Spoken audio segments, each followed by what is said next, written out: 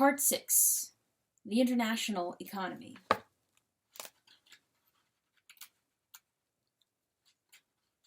I can turn a page. Chapter 21. International Trade. Facts are stubborn things, and whatever may be our wishes, our inclinations, or the dictates of our passions, they cannot alter the state of facts and evidence. John Adams. When discussing the historic North American Free Trade Agreement of 1993, NAFTA, the New York Times said, "Abundant evidence is emerging that jobs are shifting across borders too rapidly to declare the United States a job winner or a job loser from the trade agreement." Posing the issue in these terms committed the central fallacy in many discussions of international trade, assuming that one country must be a loser if the other country is a winner. But international trade is not a zero-sum contest. Both sides must gain, or it would make no sense to continue trading. Nor is it necessary for experts or government officials to determine whether both sides are gaining. Most international trade, like most domestic trade, is done by millions of individuals, each of whom can determine whether the item purchased is worth what it cost and is preferable to what is available from others. As for jobs, before the NAFTA Free Trade Agreement among the United States, Canada, and Mexico went into effect, there were dire predictions of a giant sucking sound, as jobs would be sucked out of the United States to Mexico because of Mexico's lower wage rates. In reality, the number of American jobs increased after the agreement, and the unemployment rate in the United States fell over the next 7 years from more than 7% down to 4%, the lowest level seen in decades. In Canada, the unemployment rate fell from 11% to 7% over the same 7 years. Why was what happened so radically different from what was predicted? Let's go back to square one. What happens when a given country, in isolation, becomes more prosperous? It tends to buy more because it has more to buy with. And what happens when it buys more? There are more jobs created for workers, producing the additional goods and services. Make that 2 countries, and the principle remains the same. Indeed, make it any number of countries, and the principle remains the same. Rising prosperity usually means rising employment. There is no fixed number of jobs that countries must fight over. When countries become more prosperous, they all tend to create more jobs. The only question is whether international trade tends to make countries more prosperous. Mexico was considered to be the main threat to take jobs away from the United States when trade barriers were lowered, because wage rates are much lower in Mexico. In the post-NAFTA years, jobs did, in fact, increase by the millions in Mexico, at the same time when jobs were increasing by the millions in the United States. Both countries saw an increase in their international trade, with especially sharp increases in those goods covered by NAFTA. The basic facts about international trade are not difficult to understand. What is difficult to untangle are all the misconceptions and jargon which so often clutter up the discussion. The great U.S. Supreme Court Justice Oliver Wendell Holmes said, "We need to think things instead of words." Nowhere is that more important than when discussing international trade, where there are so many misleading and emotional words used to describe and confuse things that are not very difficult to understand in themselves. For example, the terminology used to describe an export surplus as a favorable balance of trade and an import surplus as an unfavorable balance of trade goes back for centuries. At one time, it was widely believed that importing more than was exported impoverished a nation, because the difference between imports and exports had to be paid in gold, and the loss of gold was seen as a loss of national wealth. However, as early as 1776, Adam Smith's classic, The Wealth of Nations, argued that the real wealth of a nation consists of its goods and services, not its gold supply. Too many people have yet to grasp the full implications of that, even in the 21st century. If the goods and services available to the American people are greater as a result of international trade, then Americans are wealthier, not poorer, regardless of whether there is a deficit or a surplus in the international balance of trade.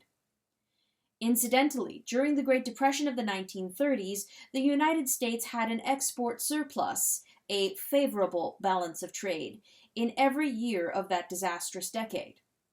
But what may be more relevant is that both imports and exports were sharply lower than they had been during the prosperous decade of the 1920s.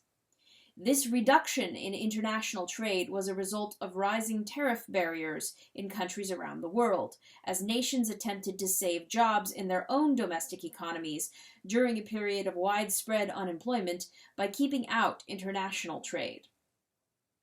Such policies have been regarded by many economists as needlessly worsening and prolonging the worldwide depression. The last thing needed when real national income is going down is a policy that makes it go down faster, by denying consumers the benefits of being able to buy what they want at the lowest price available. Slippery words can make bad news look like good news and vice versa. For example, the much-lamented international trade deficit of the United States narrowed by a record-breaking amount in the spring of 2001, as Business Week magazine reported under the headline, "A Shrinking Trade Gap Looks Good Stateside." However, this happened while the stock market was falling, unemployment was rising, corporate profits were down, and the total output of the American economy declined. The supposedly good news on international trade was due to reduced imports during shaky economic times. Had the country gone into a deep depression, the international trade balance might have disappeared completely, but fortunately, Americans were spared that much good news. Just as the United States had a favorable balance of trade in every year of the Great Depression of the 1930s, it became a record-breaking debtor nation during the booming prosperity of the 1990s. Obviously, such words cannot be taken at face value as indicators of the economic well-being of a country. We will need to examine more closely what such words mean in context. The basis for international trade. While international trade takes place for the same reason that other trades take place, because both sides gain, it is necessary to understand just why both countries gain, especially since there are so many politicians and journalists who muddy the waters with claims to the contrary. The reasons why countries gain from international trade are usually grouped together by economists under three categories: absolute advantage, comparative advantage, and economies of scale.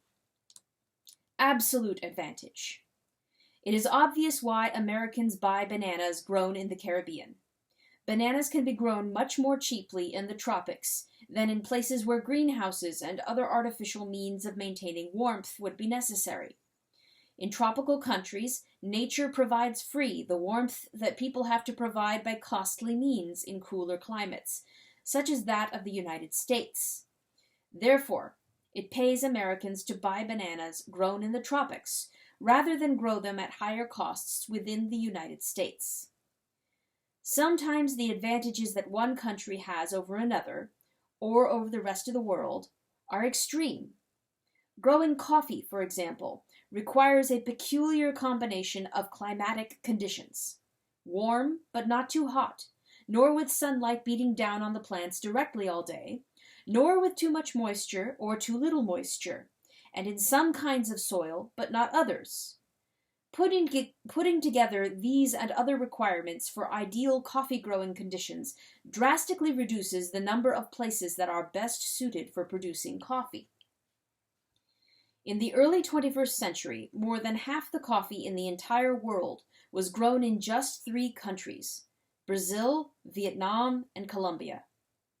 This does not mean that other countries were completely incapable of growing coffee. It is just that the amount and quality of coffee that most countries could produce would not be worth the resources it would cost when coffee can be bought from these 3 countries at a lower cost. Sometimes an absolute advantage consists simply of being located in the right place or speaking the right language. In India, for example, the time is about 12 hours different from the time in the United States, which means that an American company which wants round-the-clock computer services can engage a computer company in India to have Indian technicians available when it's night in the United States and day in India. Since many educated people in India speak English, and India has 30% of all the computer software engineers in the world, this combination of circumstances gives India a large advantage in competing for computer services in the American market. Similarly, South American countries supply fruits and vegetables to North American countries when it is winter in the Northern Hemisphere and summer in the Southern Hemisphere. These are all examples of what economists call absolute advantage. One country, for any number of reasons, can produce some things cheaper or better than another. Those reasons may be due to climate, geography, or the mixture of skills in their respective populations. Foreigners who buy that country's products benefit from the lower costs, while the country itself obviously benefits from the larger market for its products or services, and sometimes from the fact that part of the inputs needed to create the product are free, such as warmth in the tropics, or rich nutrients in the soil in various places around the world. There is another, more subtle, but at least equally important reason for international trade. This is what economists call comparative advantage. Comparative advantage.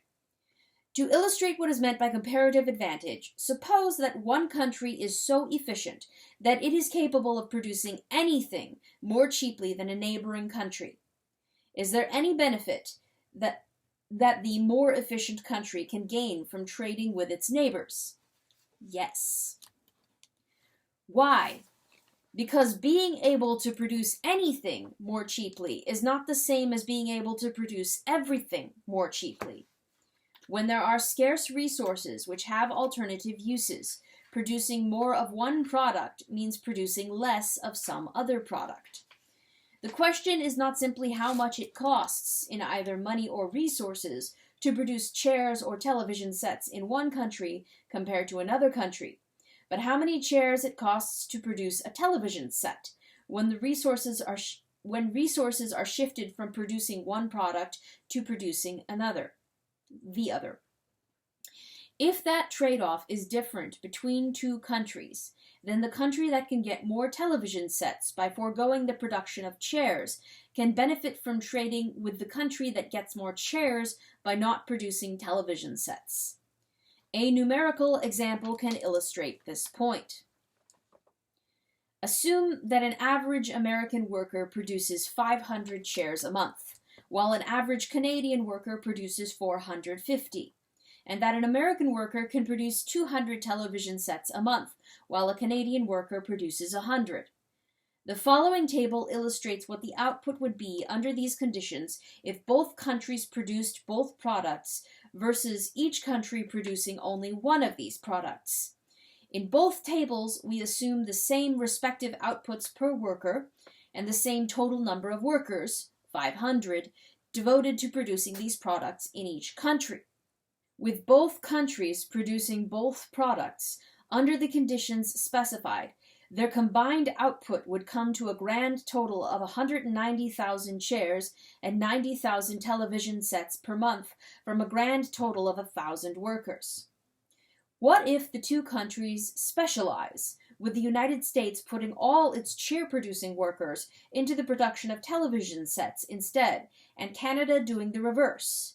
Then, with the very same output per worker as before in each country, they can now produce a larger grand total of the two products from the same 1,000 workers.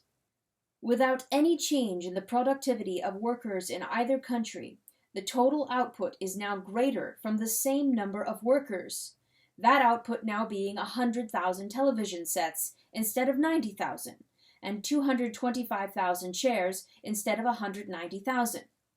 That is because each country now produces where it has a comparative advantage, whether or not it has an absolute advantage. Economists would say that the United States has an absolute advantage in producing both products, but that Canada has a comparative advantage in producing chairs. That is, Canada sacrifices fewer television sets by shifting resources to the production of chairs than the United States would by such a shift.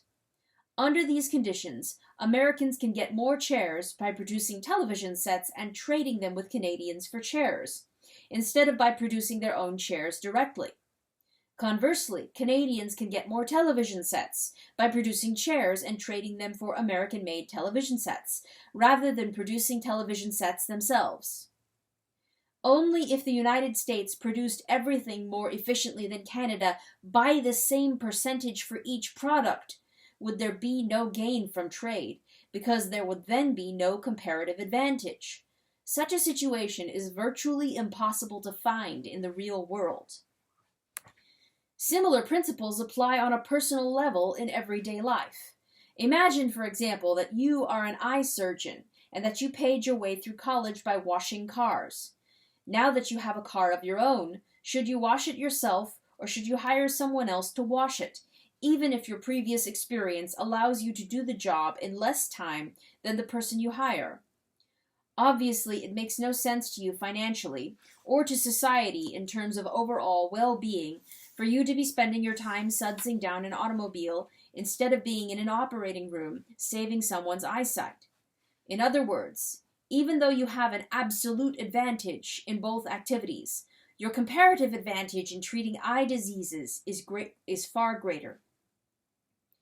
The key to understanding both individual examples and examples from international trade is the basic economic reality of scarcity. The surgeon has only 24 hours in the day, like everyone else. Time that he is spending doing one thing is time taken away from doing something else. The same is true of countries, which do not have an unlimited amount of labor, time, or other resources, and so must do one thing at the cost of not doing something else. That is the very meaning of economic costs, foregone alternatives, which apply whether the particular economy is capitalist, socialist, feudal, or whatever, and whether the transactions are domestic or international. The benefits of comparative advantage are particularly important to poorer countries. Someone put it this way: comparative advantage means there is a place under the free trade sun for every nation, no matter how poor, because people of every nation can produce some products relatively more efficiently than they produce other products. Comparative advantage is not just a theory, but a very important fact in the history of many nations. It has been more than a century since Great Britain produced enough food to feed its people. Britons have been able to get enough to eat only because the country has concentrated its efforts on producing those things in which it has had a comparative advantage, such as manufacturing, shipping, and financial services, and using the proceeds to buy food from other countries. British consumers ended up better fed and with more manufactured goods than if the country grew enough of its own food to feed itself. Since the real costs of anything that is produced are the other things that could have been produced with the same efforts, it would cost the British too much industry and commerce to transfer enough resources into agriculture to become self-sufficient in food. They are better off getting food from some other country whose comparative advantage is in agriculture, even if that other country's farmers are not as efficient as British farmers. Such a trade-off is not limited to industrialized nations. When cocoa began to be grown on farms in West Africa, which ultimately produced over half the world's supply, African farmers reduced the amount of food they grew in order to earn more money by planting cocoa trees on their lands instead of food crops. As a result, their increased earnings enabled them to live off food produced elsewhere. This food included not only meat and vegetables grown in the region, but also imported rice and canned fish and fruit, the latter items being considered to be luxuries at the time. Economies of scale.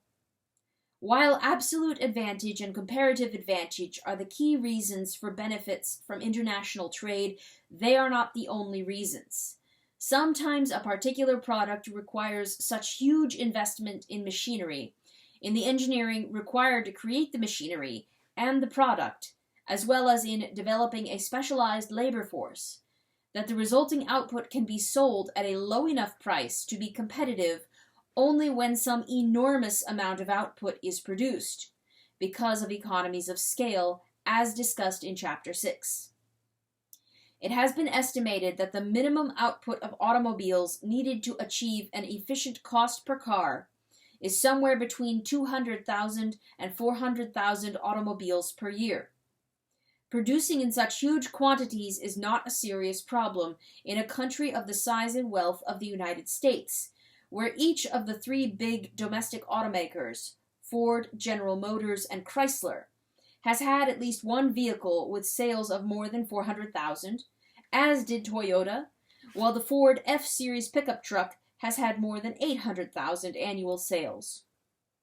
But in a country with a much smaller population, Australia, for example, there is no way to sell enough cars within the country to be able to cover the high costs of developing automobiles from scratch to sell at prices low enough to compete with automobiles produced in much larger quantities in the United States or Japan. The largest number of cars of any given make sold in Australia is only about half of the quantity needed to reap all of the cost benefits of economies of scale. While the number of automobiles owned per capita is higher in Australia than in the United States, there are more than a dozen times as many Americans as there are Australians. Even those cars which have been manufactured in Australia have been developed in other countries. Toyotas and Mitsubishis from Japan, and Ford and General Motors cars from the United States. They are essentially Australian-built Japanese or American cars, which means that companies in Japan and the United States have already paid the huge engineering, research, and other costs of creating these vehicles. But the Australian market is not large enough to achieve sufficient economies of scale to produce original Australian automobiles from scratch at a cost that would enable them to compete in the market with imported cars. Although Australia is a modern, prosperous country with output per person higher than that of Great Britain, Canada, or the United States, its small population limits its total purchasing power to 1/5 that of Japan and 1/17 that of the United States. Exports enable some countries to achieve economies of scale that would not be possible from domestic sales alone. Some business enterprises make most of their sales outside their respective countries' borders. For example, Heineken does not have to depend on the small Holland market for its beer sales, since it sells beer in 170 other countries. Nokia sells its phones around the world, not just in its native Finland. The distinguished British magazine The Economist sells 3 times as many copies in the United States as in Britain. Toyota, Honda, and Nissan all earn most of their profits in North America, and Japanese automakers as a whole began in 2006 to manufacture more cars outside of Japan than in Japan itself. Small countries like South Korea and Taiwan depend on international trade to be able to produce many products on a scale far exceeding what can be sold domestically. In short, international trade is necessary for many countries to achieve economies of scale that will enable them to sell at prices that can compete with the prices of similar products in the world market. For some products requiring huge investments in machinery and research, only a very few large and prosperous countries could reach the levels of output needed to repay all these costs from domestic sales alone. International trade creates greater efficiency by allowing more economies of scale around the world, even in countries whose domestic markets are not large enough to absorb all of the output of mass production industries, as well as by taking advantage of each country's absolute or comparative advantages. As in other cases, we can sometimes understand the benefits of a particular way of doing things by seeing what happens when they are done differently. For many years, India encouraged small businesses and maintained barriers against imports that could compete with them. However, the lifting of import restrictions at the end of the 20th century and the beginning of the 21st century changed all that. As the Far Eastern Economic Review put it, the nightmare of the Indian toy industry comes in the form of a pint-sized plastic doll. It's made in China, sings a popular Hindi film song, and costs about 100 rupees, $2. Indian parents have snapped it up at markets across the country, leaving local toy companies petrified. Matching the speed, scale, and technology involved in the doll's production, resulting in its rock-bottom price, is beyond their abilities. In areas such as toys and shoes, China has developed huge economies of scale, while India has kept its producers artificially small. The economic problems of toy manufacturers in India under free trade are overshadowed by the far more serious problems created by previous import restrictions, which forced hundreds of millions of people in a very poor country to pay needlessly inflated prices for a wide range of products because of policies protecting small-scale producers from the competition of larger producers at home and abroad. Fortunately, decades of such policies were finally ended in India in the last decade of the 20th century.